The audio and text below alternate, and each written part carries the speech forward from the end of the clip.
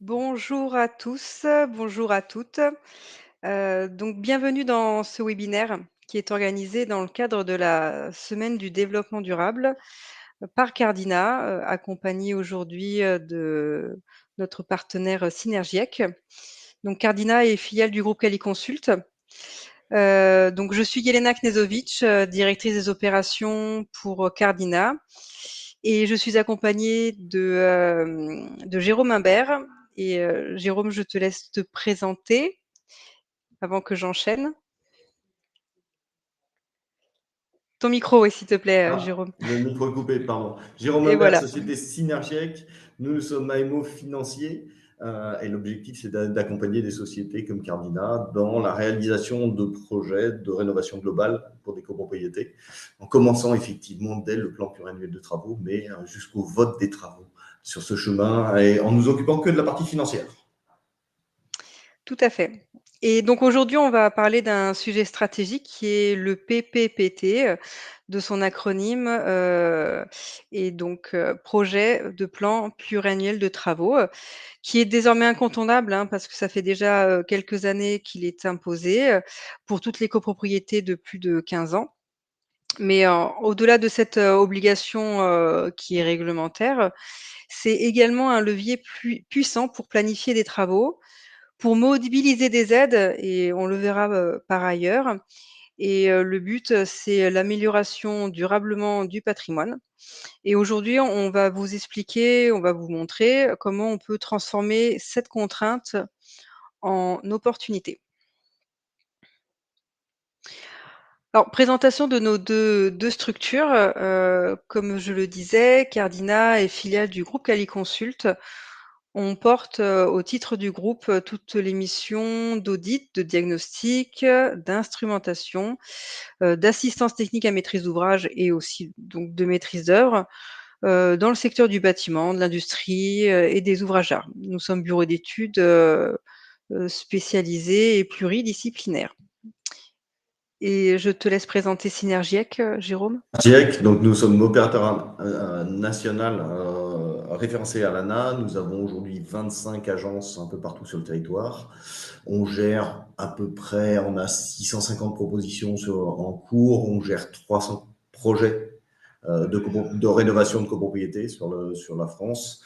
Donc nous sommes opérateurs ANA sur toute la France, nous sommes mandataires C2E et nous sommes aussi référencés à l'ORIAS pour tout ce qui est sécurisation des assurances dommages-ouvrages.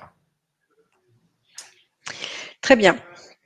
Et aujourd'hui, on vous propose cette présentation commune parce qu'on partage avec Synergiec une mission qui est la valorisation de la durabilité du bâtiment et aussi la simplification des décisions de travaux. Donc, comment on organise cela? C'est une transition qui est fluide entre toutes les étapes, qui démarre du diagnostic et qui va jusqu'à la concrétisation des travaux.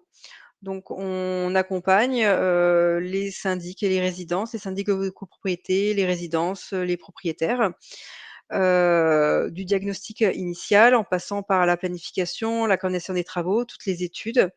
Et l'objectif, c'est de rendre cette partie-là plus simple, plus sécurisée et aussi plus performante parce que ça contribue à la pérennisation du patrimoine, des bâtiments, la maîtrise des coûts et la partie ingénierie financière, c'est un levier décisionnel qui est très important. Nous, ce que l'on essaye, c'est d'offrir des solutions concrètes, pour anticiper, rénover et pérenniser les bâtiments.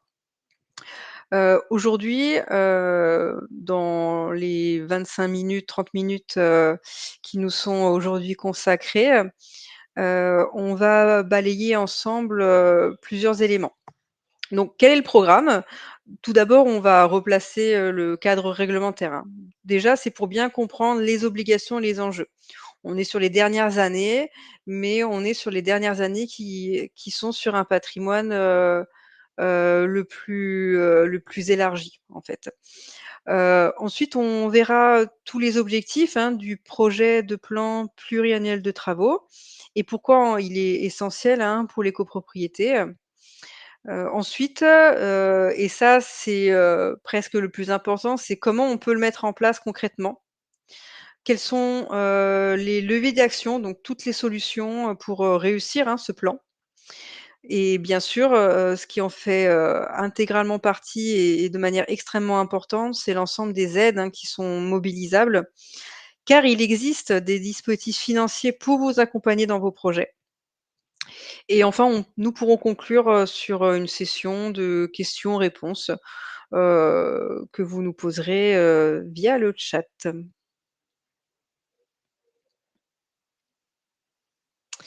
Alors, déjà, on repose le cadre, réglementaire.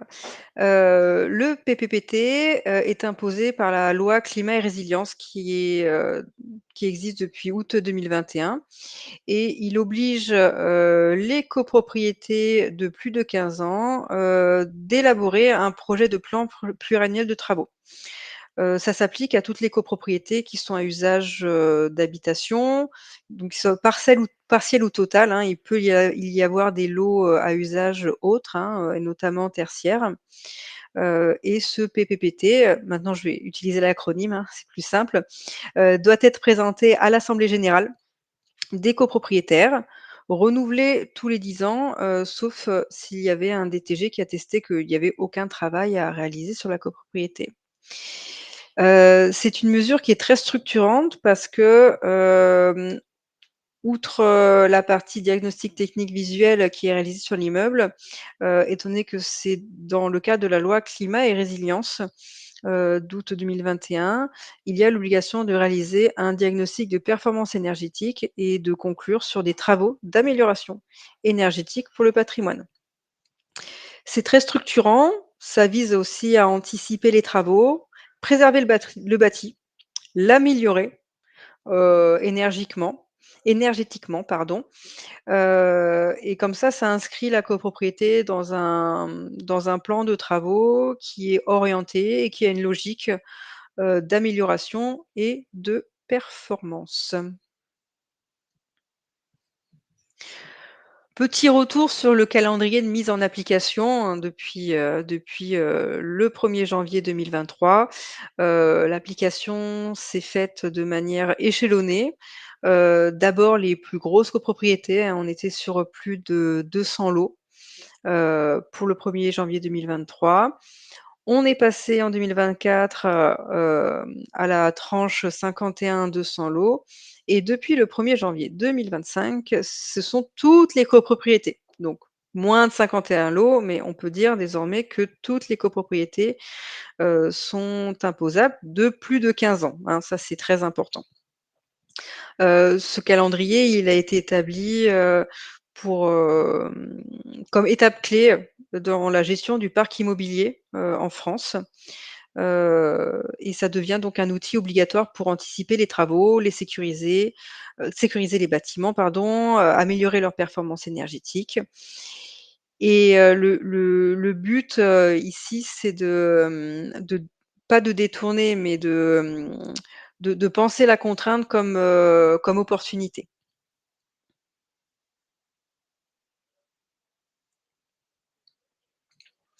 Alors la base du PPPT. C'est conçu à partir de l'analyse, du bâti, des équipements, et des conditions, d'isolation et de performance énergétique, du bâtiment.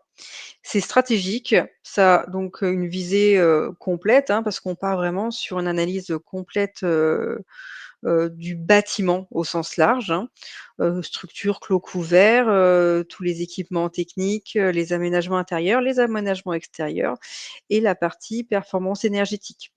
La partie, diagnostic de performance énergétique, donc c'est un DPE réglementaire qui est fait à l'immeuble, par des diagnostiqueurs qui sont, habilités à le faire. Et dans sa version, la plus récente, ce DPE, il nous donne une vision qui est claire de la consommation, de toutes les pistes, d'amélioration énergétique. Et en résumé, ce PPPT, il doit reposer d'ailleurs, sur des données fiables, objectifs, réalisées par des professionnels, de manière impartiale, hein, donc il faut que ce soit des personnels, externes à la copropriété, qui le réalisent. Comme ça, on a à la fin un outil qui est solide pour planifier les travaux, anticiper les coûts, hein, parce que ce sont des travaux qui sont planifiés sur 10 ans avec des coûts associés et hiérarchisés en termes de travaux. Donc ça comprend 4 éléments principaux, que je vous ai évoqués là de manière, narrative. C'est la liste des travaux nécessaires pour la sauvegarde de l'immeuble, préservation de santé et sécurité des occupants, énergétique. On fait une proposition d'échéancier de travaux, 1 à 10 ans. On récapitule toutes les attentes en termes de performance et il y a une estimation toujours, sommaire, en phase de diagnostic, du coût des travaux.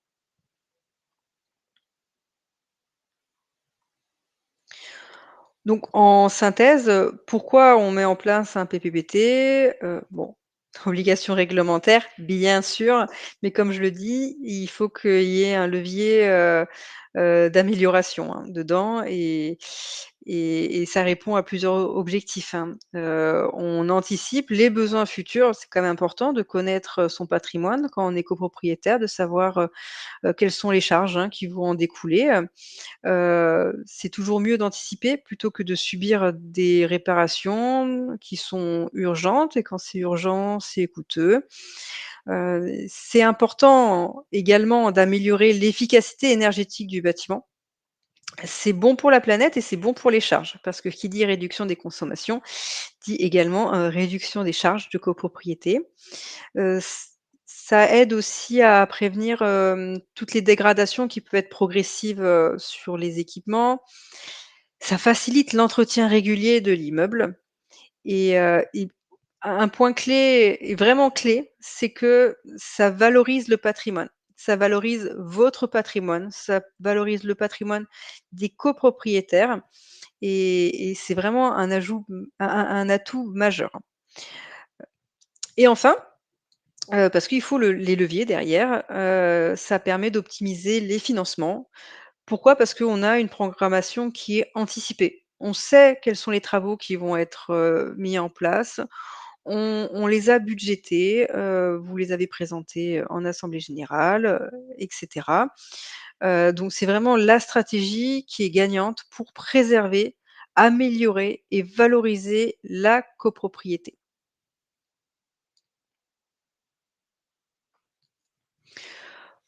De manière plutôt simple, comment on met en place ensuite le PPPT? Donc, bon, déjà, on commence à inscrire toutes les modalités d'élaboration du PPT à l'ordre du jour de l'assemblée générale, hein. Il vous faut des devis à présenter en assemblée générale, hein, ça fait l'objet d'un vote. La décision se prend à majorité simple. La deuxième étape, une fois que le plan est prêt, on le met à l'ordre du jour de l'assemblée générale. Ici, également, la décision se prend à majorité, simple. Pardon, cette fois-ci, oui, pour la deuxième étape, une fois que le plan est prêt. Une fois que le plan est prêt, là, on passe en majorité absolue. Ça, c'est très important de le noter, hein, entre la majorité simple pour l'établissement du PPPT, la majorité absolue pour décider, des travaux. Chaque année, ce PPPT, il revient à l'ordre du jour. Pourquoi? Pour 2 choses, hein. Déjà, c'est pour, suivre l'avancement, hein, parce que vous n'êtes pas dans l'obligation de voter tous les travaux qui sont dans le PPPT. C'est recommandé. Encore une fois, ça participe à la valorisation de votre patrimoine ou du patrimoine des copropriétés que vous gérez en tant que syndic et et ça donc on suit l'avancement. Vous pouvez adopter encore ce qui ne l'a pas été. Et en résumé, on vote, on présente, on suit chaque année et ça, c'est vraiment la clé pour, anticiper.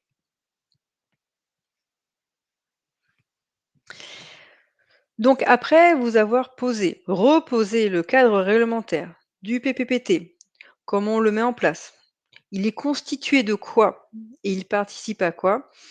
ce qui est très important aujourd'hui, on va vous présenter tout ce qui se passe autour du PPPT. Parce que le but, c'est de le mettre en œuvre et le but, c'est que vous puissiez le mettre en œuvre de manière, simplifiée, optimisée et maîtrisée. Et aussi, le PPPT, il sert à autre chose. Il y a, récemment un nouveau décret qui est paru, qui s'appelle Habitat dégradé, qui a été promulgué, cet été et qui concerne également, les copropriétés et ce décret a un objectif clair, c'est accélérer la rénovation des logements dégradés et de lutter contre l'habitat indigne. Il faut savoir que, donc c'est un dispositif qui peut être imposé, hein, par, les pouvoirs publics et notamment la mairie par son pouvoir de police, de faire réaliser un diagnostic structure, sur un bâtiment qui le nécessite. C'est un diagnostic structurel obligatoire qui est aussi imposé pour les immeubles collectifs de plus de 15 ans.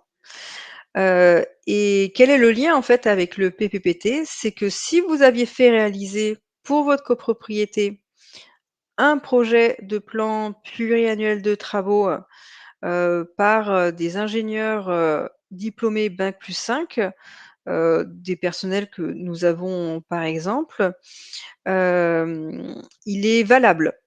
Il est valable et vous pouvez, faire valoir, cet élément qui a déjà été fait pour répondre à une obligation et pour répondre, à l'imposition, réglementaire du décret habitat dégradé.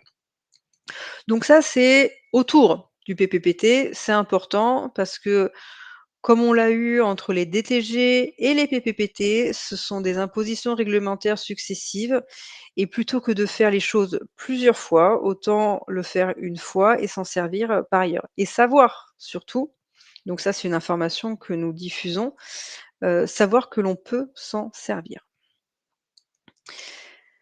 Ensuite, qu'est-ce que l'on a autour, du PPPT et qu'est-ce que l'on peut faire pour aller plus loin?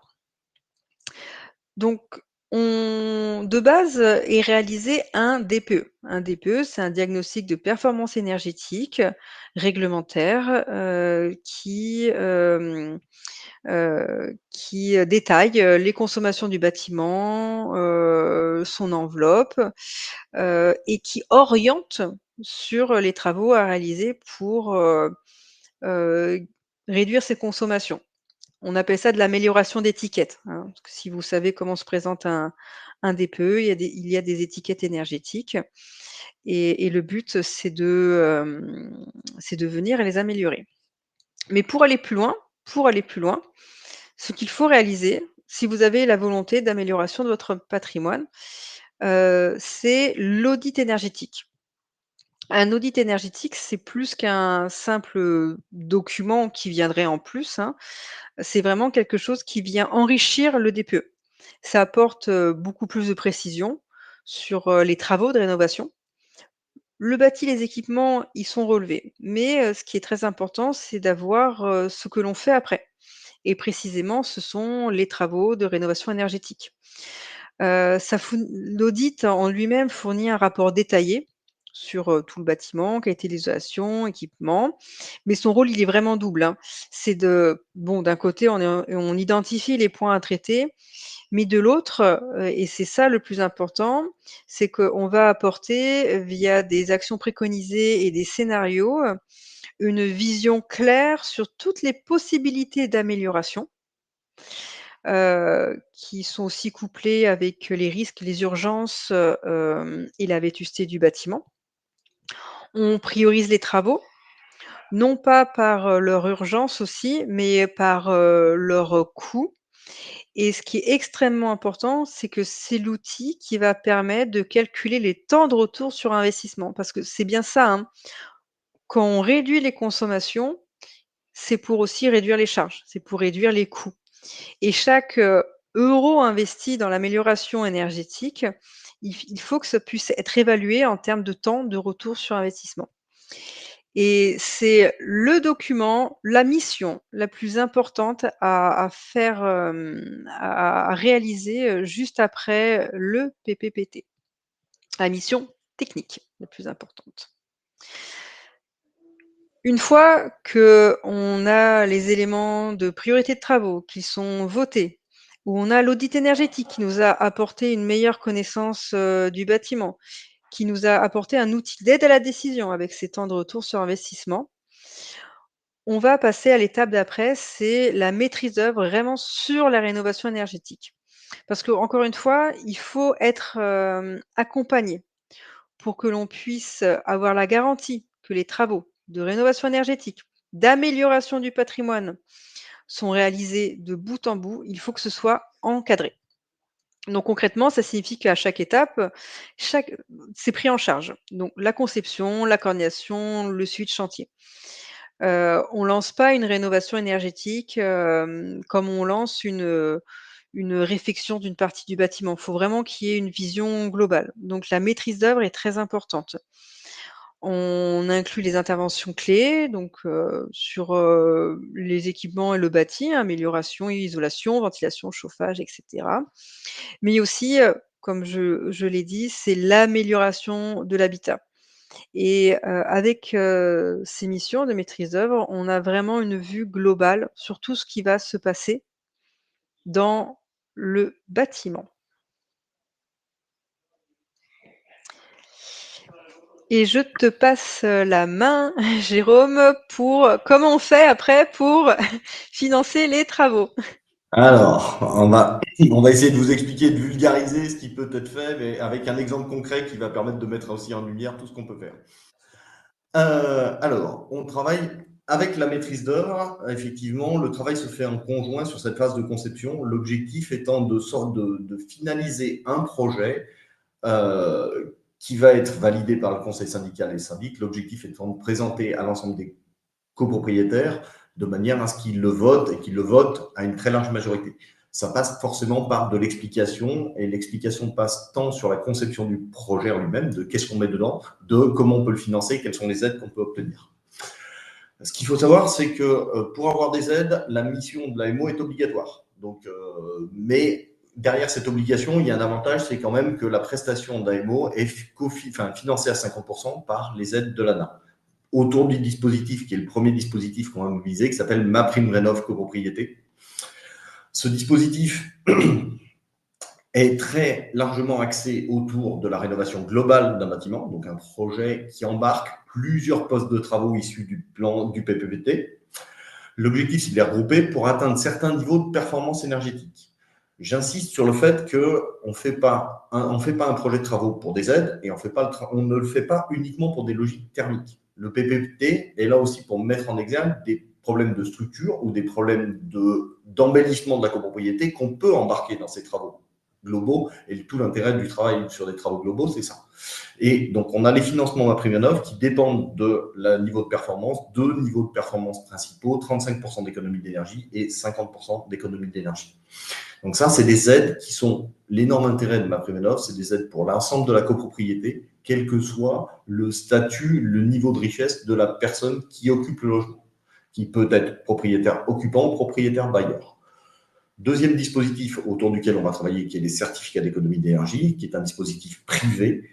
Simplement, la différence des autres, c'est que les aides MaPrimeRénov' sont des aides publiques, elles peuvent être préfinancées. Les certificats d'économie d'énergie viennent à la fin des travaux uniquement. Troisième levier pour les aides au financement, ça va être des aides locales. Selon les départements, les régions, les villes, les métropoles, on a différents dispositifs et notre métier, c'est aussi d'aller optimiser tout ce qu'on peut obtenir comme aide au niveau collectif. Là, on n'est pas sur des aides individuelles. Par exemple, si on prend Paris, ERP Paris Plus, on a un dispositif qui est très généreux, dont on sait qu'il va être fortement remis en cause fin 2026. Donc, il est important d'enclencher des démarches pour essayer de profiter de ce double financement, MaPrimeRénov' national et les aides locales de la ville de Paris. Ça, c'est pour la partie subvention, donc qui va permettre de diminuer la quote-part de chacun. Restera un montant à financer. Ce montant à financer, il est important d'expliquer qu'on a pas mal de leviers là aussi d'action, quel que soit le type de propriétaire auquel on s'adresse, parce que les aides ont été conçues pour que tout le monde puisse rentrer dans le projet de travaux. Donc, on va partir sur des prêts collectifs, donc c'est la copropriété qui prend le prêt. On en a 3, on en utilise 2 principalement. Le prêt avance subvention. L'idée, c'est de permettre aux copropriétaires de ne pas être obligés d'avancer l'argent qui va être versé à la fin du chantier par principalement l'ANA et ou d'autres collectivités. Donc, on prend ce qu'on appelle un prêt relais, qui est le premier levier d'utilisation. C'est un prêt collectif qui est voté en AG et qui s'applique pour la totalité des copropriétaires. Le deuxième prêt, qui est le prêt principal qu'on va utiliser, qui s'appelle l'éco-PTZ. Donc, c'est un prêt à taux zéro pour une durée de 3 à 20 ans. La durée est fixe pour l'ensemble des copropriétaires. Par contre, chacun peut décider de payer, de financer avec ce prêt toute ou partie de sa quote-part. Le troisième prêt qu'on utilise très rarement, mais qui est aussi disponible, c'est si la part des travaux hors énergétique est trop importante. À ce moment-là, le prêt qui s'appelle Copro100 ou qui s'appelle Domo Multiple, sur les 2 offreurs qu'on a aujourd'hui, c'est un prêt qui vient aussi permettre de compléter le financement. 2-3 choses importantes par rapport à ces prêts. Ces prêts ont un énorme avantage, c'est qu'ils sont ouverts à tous, que vous soyez propriétaire occupant ou propriétaire bailleur. Le deuxième, c'est que ce sont des prêts qui sont octroyés sans condition de ressources. Donc, à la différence de la démarche, si vous deviez la faire à titre personnel, où vous seriez contraint par les ressources, là, le prêt collectif est sans condition de ressources, il est sans condition de santé, sans condition d'âge, sans condition d'endettement. Donc, un jeune ménage qui vient d'acheter sur la copropriété, qui est déjà à sa limite d'endettement, peut quand même accéder au prêt à taux zéro pour financer les travaux. Ce sont des prêts, la seule contrainte, il y en a une, c'est qu'il faut être à jour de ses charges courantes. Donc ça, c'est pour les syndics. C'est le message qu'on passe en début de conception. Mettez-vous à jour de vos charges courantes. Après, je vais vous proposer un exemple très réel. Je l'ai argumenté auprès d'une copro cette semaine. Donc, on est sur une copro à Montreuil, donc on n'est pas dans Paris. On est sur une copro qui a 2 bâtiments, qui fait 100 logements et qui part sur un projet de rénovation globale dans lesquels on va retrouver une modernisation du système de chauffage, de l'ITE, on va retrouver du changement de fenêtres privatives pour qui sont tous en simple vitrage, qui sont rentrés dans le projet, qui vont pouvoir être financés aussi à l'aide du projet. Et on va retravailler après des points un peu plus structurels, effectivement, étanchéité des balcons, mais on va aussi travailler de l'embellissement de la copropriété au travers de la sécurisation d'une clôture de séparation avec les autres copropriétés autour. On est sur un projet de travaux qui fait, en global, il fait 3,2 millions. On a 2,9 millions de travaux et 300 et quelques mille d'honoraires qu'on va pouvoir, là aussi, rentrer dans les financements. C'est ça qui est intéressant dans les mécanismes de financement, c'est qu'on peut rentrer les honoraires de l'ensemble des parties prenantes dans le financement. Sur ce projet, on obtient, sur les 3,2 millions de coûts, on a 1 747 000 de subventions au travers des différents mécanismes, là principalement sur ce projet-là, autour de MaPrimeRénov' CoPro, et dans les différentes composantes qu'on peut avoir. Donc, on est sur un projet qui est ambitieux, puisqu'on est à plus de 60% d'économie d'énergie visée. Donc, on a 45% de prise en charge au titre de l'ANA classique. On a un bâtiment qui sort de passoire énergétique, donc on a un bonus sortie de passoire. Et comme la copropriété est fragile, on a une valorisation complémentaire de l'ANA pour ce budget de 1,7 million, ce qui fait qu'on a une prise en charge de 53% du budget. Quand on prend sur la partie individuelle, donc on se retrouve effectivement avec un reste à financer de 1,5 million hors aide, ce qui fait une quote-part individuelle. La quote-part individuelle de travaux est à 32 000 euros, mais une fois qu'on a enlevé les subventions, il nous reste 15 000 euros à financer. Donc 15 000 euros, pour un certain nombre de copropriétaires, ça peut représenter encore une somme importante. L'idée, c'est là où on va regarder, au travers des mécanismes de financement, qu'est-ce que ça raconte dans la vraie vie. Donc, on a bien cette quote-part de 32 000 et on a 17 000 euros de subventions qui vont être préfinancées. Il nous reste 15 000 euros qu'on va pouvoir intégré dans un plan, dans un éco-PTZ. Cet éco-PTZ qu'on va pouvoir prendre sur une durée qui va jusqu'à 20 ans permet d'avoir un financement moyen pour un copropriétaire d'un appartement standard de 63 euros par mois. Donc on part d'un but de, si on reprend la photo globale, on part de 3 millions, ça fait peur à tout le monde, 32 000, ça fait peur à chaque copropriétaire, mais quand on descend en disant il ne me reste plus que 15 000 à financer parce que le reste c'est des subventions et que je peux le financer sans apport sur 20 ans et que ça ne me coûte que 63 euros par mois, la pression est descendue et là, on commence à pouvoir vraiment engager les copropriétaires dans le projet et la volonté d'avancer. Et donc, c'est derrière, et en dessous de ces 63 euros, il faut bien imaginer qu'il y a un gain énergétique, donc il y a une réduction des charges qui va venir aussi minimiser ce reste à financer mensuel. Voilà pour la démonstration. Je rends la main. Merci. Merci beaucoup, Jérôme. Effectivement, il est extrêmement important de voir comment concrétiser ces travaux parce que, comme tu l'as très bien souligné, c'est que derrière, il y a des économies d'énergie. Donc c'est pour des gains futurs et il y a énormément d'aides et de dispositifs, qui sont présents et qu'on peut aller chercher. On arrive désormais à la fin de cette présentation que je vais conclure en 2 volets. Hem, le premier volet, on a parlé, hein, du PPPT, obligations réglementaires. J'en profite juste pour rappeler quels sont les risques majeurs pour la copropriété, lorsque l'on ne réalise pas, hein, ce PPPT. Déjà, vous pouvez être mis en demeure, hein, par la mairie et la préfecture, de réaliser d'office un, PPPT aux frais de la copropriété. Donc on peut ne pas vous laisser le choix, de la personne, de la société à qui, le confier.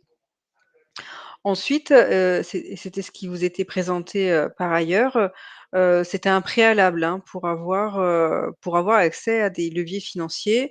Donc on perd les accès aux aides, MaPrimeRénov', les C2E, PTZ et cetera et bien sûr, ça ne permet en aucun cas d'anticiper les travaux. Donc, on est en surcoût et en tension budgétaire. Il y a un risque patrimonial, hein, parce qu'un immeuble, hein, qui n'a pas de vision à long terme, se dégrade beaucoup plus vite. Ça impacte directement la valeur des biens, la qualité de vie et aussi, donc ça peut entraîner des travaux d'urgence qui n'étaient pas budgétés. Ensuite, il y a un risque, juridique et commercial, donc le syndic peut être tenu, responsable, en cas de sinistre, de non-conformité et côté vente aussi, l'absence du PPPT, devient un frein. Les acheteurs sont plus méfiants, les notaires plus exigeants et cetera. Donc pour résumer, voilà, anticiper le PPPT, c'est aussi sécuriser l'avenir, de la copropriété.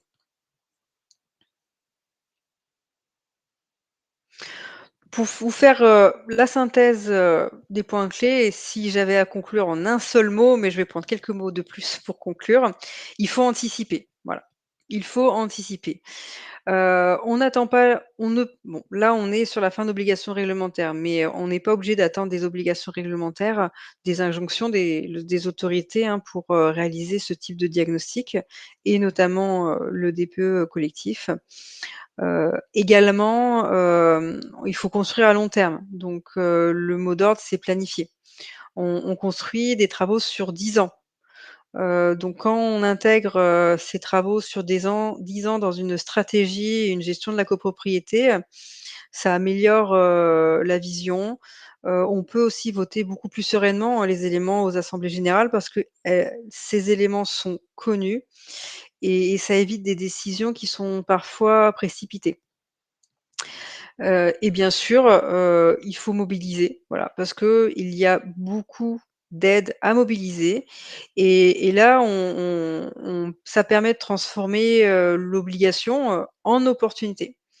Parce que ces aides sont mobilisables aussi sur, la partie, globale, sur la vision globale du bâtiment. Donc si on pouvait résumer, le PPPT, c'est pas une charge, c'est vraiment une chance. C'est vraiment une chance d'améliorer durablement son patrimoine, de le sécuriser, de le valoriser et de le moderniser. Donc maintenant, il faut passer à l'initiative.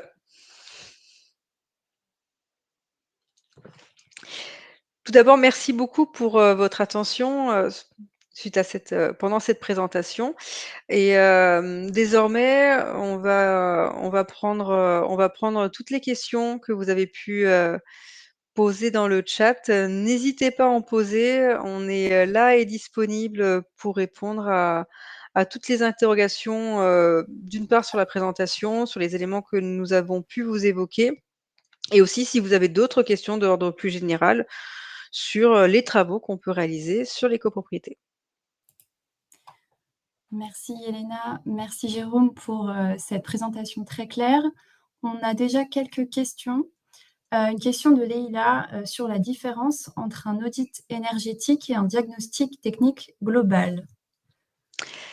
Alors, la différence, elle est très nette dans le sens où le diagnostic technique va prendre en compte uniquement un état de vétusté. Et effectivement, c'est une excellente question parce que c'est très important de connaître la visée de chaque étude qui sont menées. Le DTG, c'est uniquement un état de vétusté d'un composant. On ne va pas évaluer la performance. Alors que dans l'audit énergétique, alors je vais même commencer par le DPE. Par le DPE, qui est la version un peu plus réduite de l'audit énergétique, on va regarder les performances des composants. Bien sûr, on va toujours regarder l'état de vétusté, c'est important. Mais on va vraiment se pencher sur la performance des composants du bâtiment. Bâti, structure, clos couvert, isolation, équipement technique, chauffage, ventilation. Donc ça, c'est au stade du DPE, on le fait. Et au stade encore plus de l'audit énergétique, où là, on vient, outre les composants et l'état initial du bâtiment, on vient évaluer la possibilité en termes de performance d'améliorer énergétiquement la copropriété. Donc d'un côté, on a le DTG, état de vétusté, et d'un autre côté, on a l'audit énergétique où là, on travaille vraiment sur l'amélioration des déperditions et des consommations du bâtiment. Merci. Une autre question de Khadija. Que faire lorsqu'une copropriété ne vote pas la mise en place de ce PPPT? Est-ce qu'il est possible, en tant que syndicat, de contraindre la copropriété, en quelque sorte? Hem, alors, heu, autant il y a une obligation pour le faire, ce PPPT, autant il n'y a aucune obligation de le réaliser. Par contre, bah, tous les éléments de réponse, peuvent être pris dans la présentation que l'on vient de vous faire et le premier, alors vous ne pourrez pas contraindre la copropriété à réaliser les travaux, vous pourrez, par contre, leur faire comprendre leur intérêt et quand on parle de valorisation du bien, parce que c'est bien ça, vous êtes en face de copropriétaires, eux, ce qu'ils veulent, c'est avoir un bien qu'ils vont soit pouvoir, louer dans de bonnes conditions, soit pouvoir vendre dans de bonnes conditions, à un prix normal. C'est important de leur montrer que, grâce aux travaux qui ont été, préconisés dans le cadre du PPPT, ils vont pouvoir, avoir, cette valorisation. Et surtout et c'était, tout l'enjeu aussi de cette, présentation conjointe avec notre partenaire Synergiec, c'est de leur montrer, que, même si des travaux sont importants, ils peuvent être financés. Les copropriétaires n'auront pas à payer de leur poche la totalité. Et ça, c'est vraiment un levier, hyper important que vous pouvez, faire comprendre aux copropriétaires, pour, engager ces travaux. Jérôme, est-ce que vous voulez rajouter quelque Non, chose? Non, c'est pareil, c'est en liaison aussi avec la troisième question. Effectivement, on est sur les travaux, ça fait peur. Un PPT, ça liste des travaux, mais ça a quand même une vertu importante qui est de dire il faudra les faire à une échéance 10 ans. On peut ne pas le voter derrière dans la réalisation. C'est là, mais par contre, on risque de devoir le faire sous contrainte. Et quand on le fait sous contrainte, parce qu'il y a un ravalement qui est imposé, on est presque trop tard. L'intérêt, c'est de pouvoir anticiper de manière à prendre le temps de construire un vrai projet qui intègre plusieurs composantes du PPT. Ce que je disais tout à l'heure, on ne va pas changer une chaudière si elle marche, parce qu'elle va nous faire gagner des points de gain énergétique. Non, ça n'a pas de sens.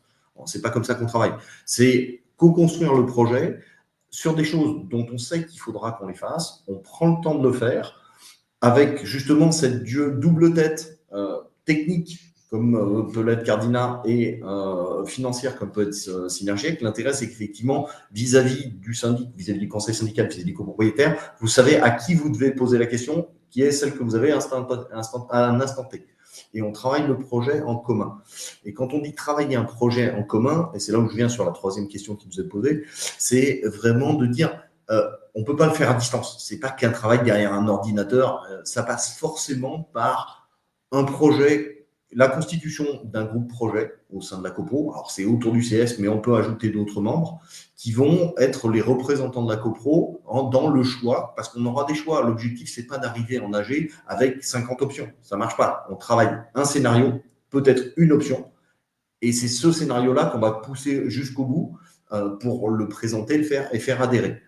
Et ça passe par effectivement des présences en réunion, mais des présences en. Je préfère être présent en pré-AG plutôt que d'être présent en AG, surtout pour le vote des travaux. Pour le vote des missions, pour le lancement de la mission, là, ça peut être juste en AG, on vient expliquer ce qu'on va faire. Après, une fois qu'on a commencé le travail, l'important, c'est on a des séquences à respecter, de création du projet, avant-projet sommaire, définitif, nous, l'enquête sociale. L'idée, c'est d'arriver à 3 semaines un peu avant le vote des travaux, où on fait une présentation à l'ensemble des copropriétaires du projet, de comment on le finance. Chaque copropriétaire, à ce moment-là, a son plan de financement individuel, il sait ce que ça va lui coûter, de manière à ce que le jour du vote, on soit sur un choix éclairé, positif ou négatif, mais il est éclairé. Chaque personne a pu poser des questions et a la vision du projet qui le concerne lui. Et donc, ça passe effectivement par des interventions physiques. Et c'est pour ça qu'on travaille qu'en proximité. Les zones où on n'a pas de représentant physique, je préfère pas répondre que de dire je vais gérer ça à distance. C'est pas comme ça que ça fonctionne dans ce métier. Très bien, merci. Est-ce que ça répond aux questions pour celles et ceux qui en ont posé? Pour les autres, on a encore un peu de temps, donc si vous avez des questions, n'hésitez pas.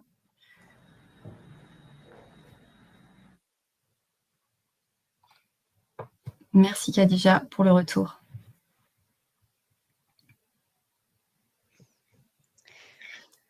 Très bien. J'en profite donc pour compléter sur la dernière question et clôturer. On a effectivement la même position. C'est un travail qui se fait conjointement. Il faut que tout soit construit du début à la fin et ça passe par une présence physique. Même dès la présentation de qu'est-ce que va être le PPPT, comment on peut ensuite le présenter, l'intégrer, le détailler. Et de la même manière, avec le maillage national, on peut répondre physiquement sur toutes les zones et il faut qu'il y ait cet échange, hein. Cet échange, il faut connaître la copropriété, il faut connaître les copropriétaires, le conseil syndical, et le maître mot, c'est que tout doit être co-construit pour que tout le monde s'intègre, pleinement dans le projet.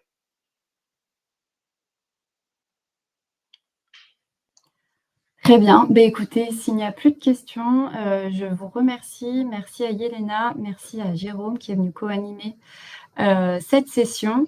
Et puis, merci de votre attention et à toutes et tous, un bon appétit et une bonne journée.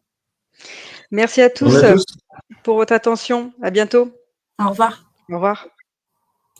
Au revoir.